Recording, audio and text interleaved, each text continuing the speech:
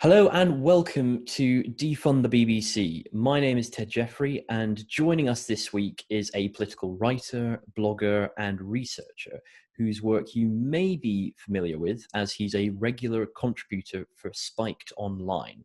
And let us not forget, a notorious critic of the BBC. I am, of course, talking about Ben Pyle. Ben, thanks for joining us. Thanks for having me, Ted. Brilliant. Now, I want to start off this week by talking about the Foreign Secretary, because he has recently given the BBC £8 million of British taxpayers' money to the BBC World Service to, as he says, tackle harmful disinformation, challenge inaccurate reporting, and improve digital engagement. Essentially, this is a move to extend its propaganda further into countries such as India, Kenya, and Nigeria, a move which BBC critics are saying is extremely imperialistic and patronising. So, Ben, what are your thoughts on this?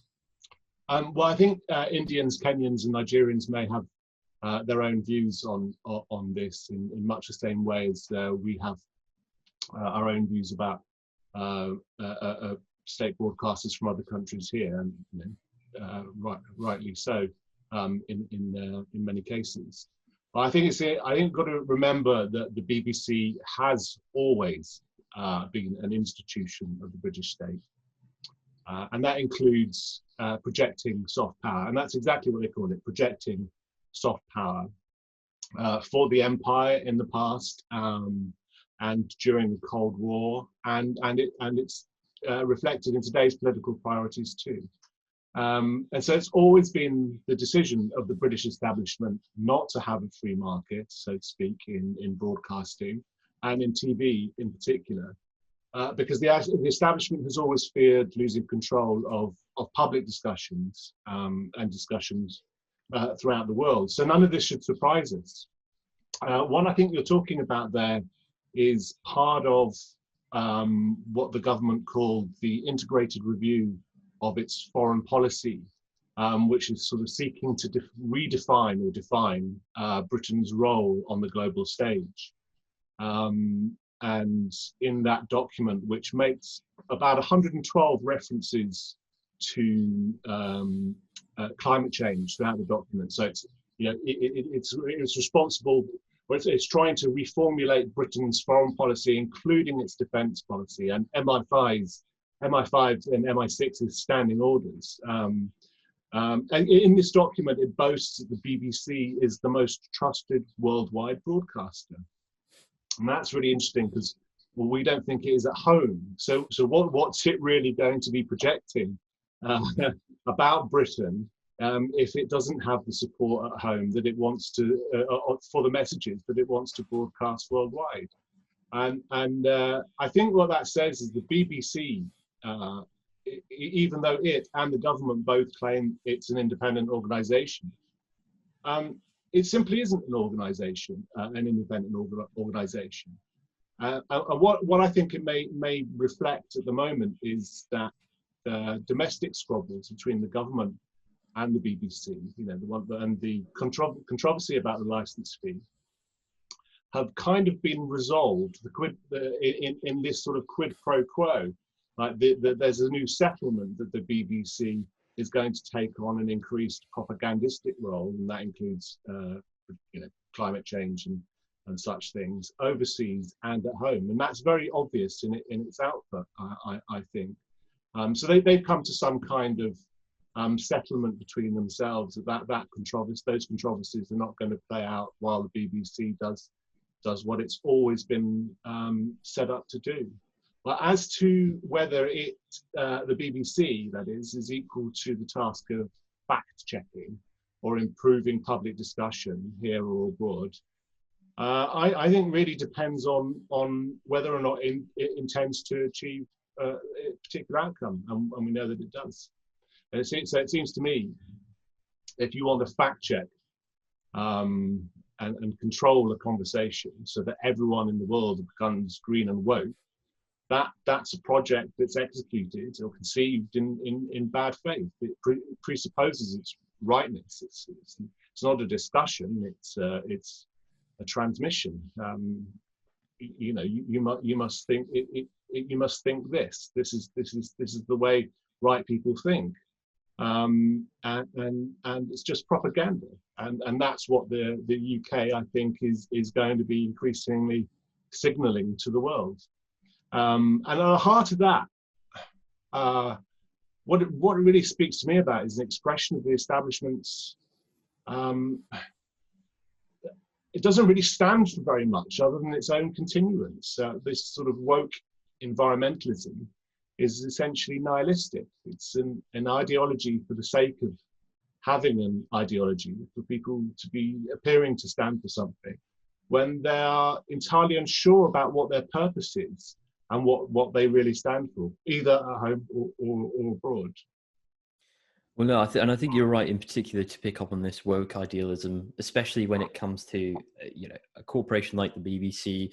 We see it a lot with the type of content that they're producing. A lot of their documentaries now, they're really pushing home this climate panic agenda, and that's certainly something that we're going to touch on a little bit later in this interview. But obviously, another squabble this week, which has been appearing in the Nationals. I'm sure we're all aware that BBC presenters have been getting fat paychecks every single year now, which apparently, we're all supposed to just be fine with. However, it seems as though these six-figure salaries that people like Emily Maitlis, Dan Walker, Andrew Marr, and then obviously you've got Gary Lineker on the big bucks, million quid or whatever. Apparently, this isn't enough for some of these stars. And on top of this, they're also getting an extra sort of £5,000 supplement for every external sort of business or law firm conference that they host. And they're only to name but a few. So, I mean, what do you make of this greed that we're seeing from the BBC presenters? It's nice work if you can get it, I guess. I'm not all that fussed about stupid salaries in massive, decaying, monolithic public institutions. There's always going to be pigs at troughs, and there are always going to be people who are able to use public institutions to their own advantage. But it speaks absolutely, as you say, right, to the greed and the self-serving nature of those institutions and their populations, and it speaks to the sell-by date of those institutions. And it signals a growing gap between the political class and the public. What worries me more is these overpaid nomarchs are just crap, if I may say so on your channel, and the institutions are crap. It's not just that they're overpaid; they're mediocre, and they're part of a mediocrity. I follow the BBC science and environment correspondents more closely than those news anchors like Marr and Maitlis and so on, and they just don't have a grasp of their brief. They've got no critical understanding. They've got zero curiosity about their subject, and they have no capacity for reflection on what the agenda that they're reproducing is. And they're unwilling and unable to debate the claims that they make in their reporting. I bump heads with them from time to time, and then they invariably block me on Twitter. But they're not part of a debate. They're just it's literally broadcasting. It's just sort of signaling, and it's. I think that's what's frustrating, is that that kind of monolithic institution is only capable of telling. They call it communication or conversation, but it's just screeching. I find, and that's why I think people find it grating that there doesn't seem to be any sort of basis for these overpaid people. And their position. It might be different in certain cases. Like, I suppose it's a sort of a figure of the right, but I think Andrew Neil was pretty fair at grilling people from either side of the spectrum, and people like that as a result. You know, he'd done his research, he'd been briefed well, very well, you know, and he was able to pick holes in people's arguments, and he wasn't ridiculously overpaid either. So I think, you know, if they were all of his stature, you can't have that many Andrew Neils, obviously, but if they were all of his ability, you know, and his grasp of political history, there would be fewer objections, I think. And but I mean, I don't think the BBC is capable of producing those people anymore. Well, no, that's the thing, and yeah, and Andrew Neil, like you said, he did his research. He reads a lot, I think, is another thing. He's not caught up in this kind of prima donna celebrity type of journalists that you now seem to be seeing, where it's less about being journalists, about their kind of old school training of interrogating, you know, your John Humphreys, your Paxmans, your Andrew Neils. It's more about these personalities. And I think it's always been clear to anyone who tunes in to the BBC that there is this inherent centre-left kind of bias. I guess if you needed proof of such a bias, then draw your attention to a story posted this week on the BBC News website. And in fact, it was at the top billing on the London section a couple of days before, well, the mayoral elections and obviously the local national elections that have been taking place. And the BBC thought that it was appropriate to run a story titled "I Never Wanted to Be a Culture War Poster Boy." Why is this piece of propaganda, leading the BBC's kind of London stories so close to an election period? Might be Lawrence Fox, eh? I don't know. I'm not sure about the political geometry, by the way. People who tell me that they've switched the BBC off and they've found other stations or independent broadcasters and YouTubers, they're pretty much from across the political spectrum, including the centre-left, even people with sort of wokish sympathies. And, they're tired of it. Sadiq Khan not wanting to be a poster boy for the culture war and the BBC flattering him in this way isn't something I think the BBC would even recognise as a political intervention.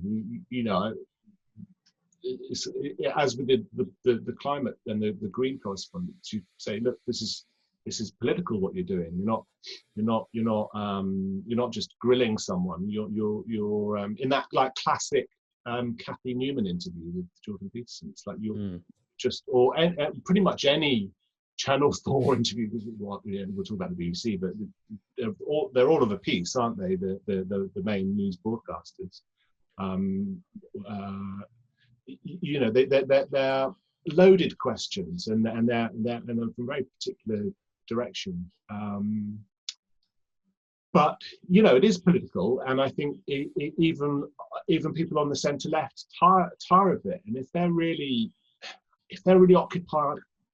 occupying any real part of a political spectrum with attachment to any real political principles, then they would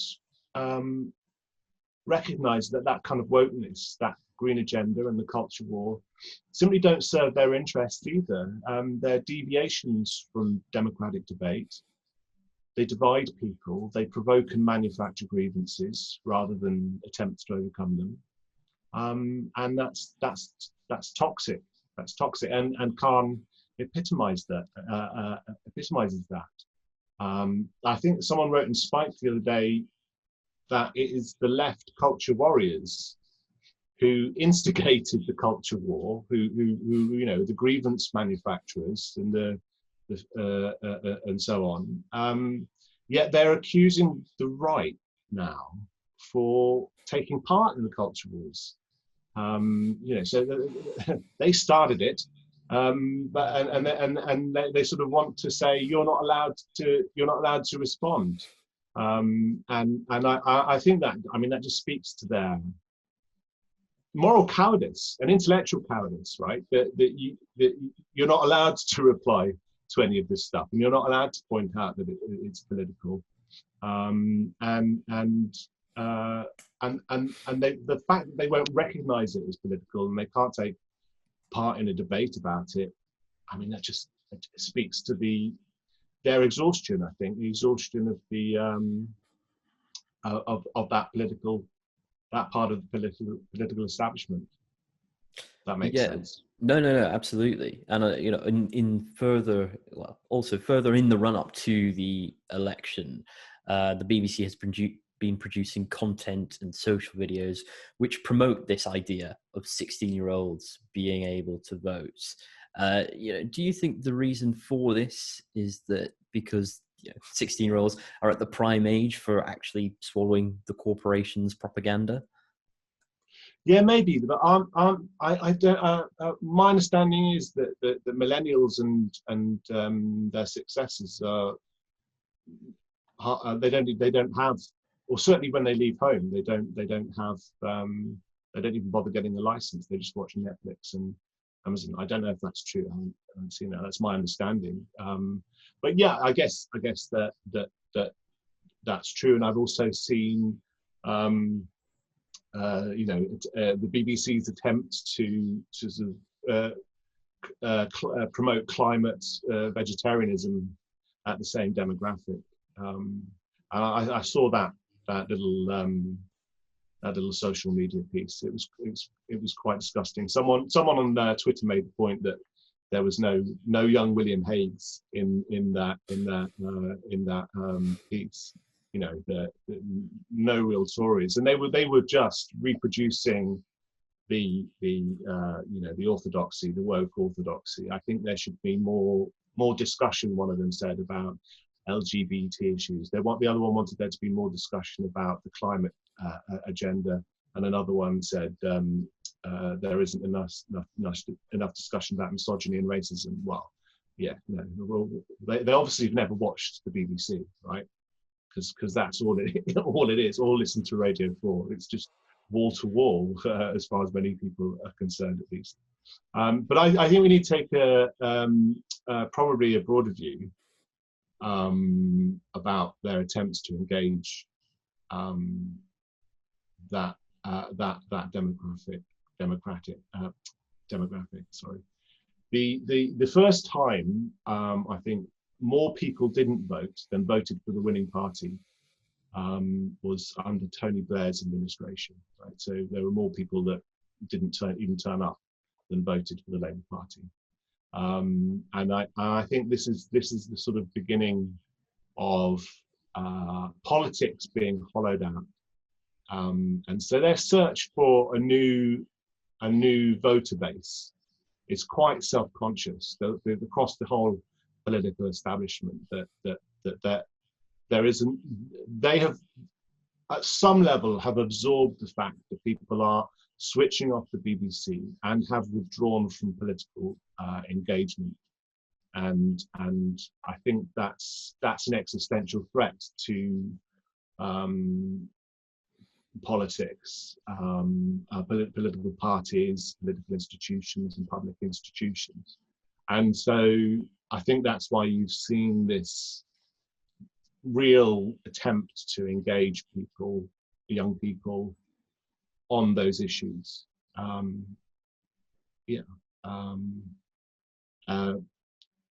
not sure where it will go. I'm not sure how effective it even is. But it's interesting that it's always like this. Whether they're trying to persuade you to be a vegetarian to save the climate, or they're telling children, they're nurturing this grievance that 16-year-olds don't have the vote. Well, the reason 16-year-olds don't have the vote is quite well established. Okay, they're children, and we what I think when I see, and we saw even, I think, Tobias Ellwood on the BBC this week saying that they should have the vote. And what it says to me when I hear him say that is he thinks we're all children. And this is what I think happened in the Blair era, is they reconceived the relationship. Politicians from all parties reconceived the relationship between the public and the government as a parent-child relationship. So, of course, if you think the entire voting population are no more capable of anything than children. You know, that we're not trusted with political decisions. But of course, 16-year-olds should have to vote. Like, why wouldn't you? Why wouldn't you say that? You know, and it's symptomatic, I think, what's characteristic. The state doesn't believe we know how to choose what to eat for dinner, doesn't think we know, you know, how to moderate our drinking.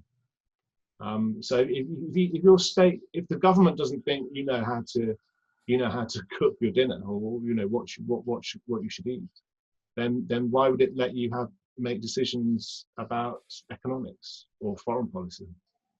The BBC, as much as the government, think we're no better than the people they want to extend the vote to. Well, Ben, thank you very much for joining us and being our guest this week. It's been an absolute pleasure, and I have to say, an absolute education as well. So thank you very much. Thank you.